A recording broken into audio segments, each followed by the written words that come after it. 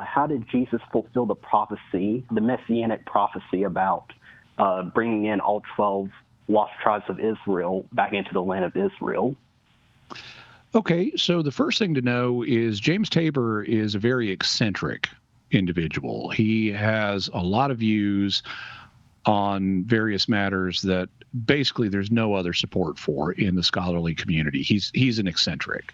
That doesn't mean he's always wrong, but it does mean whenever you hear him say something, you really want to look at it to say, how good is the evidence here? When we're talking about the prophecy that the tribes would be reunited, there's actually a debate in the Jewish community about that prophecy.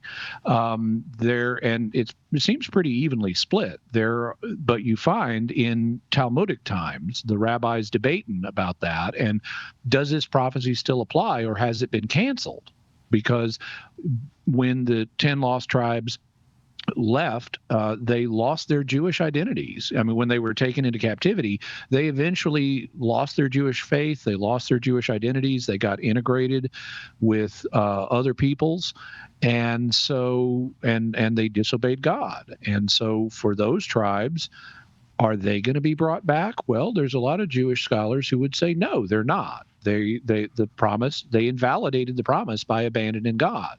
And so that's one possible solution here is, and I should say James Tabor's idea about Gad being in Spain, and that's the Gadarenes, that's all just crazy.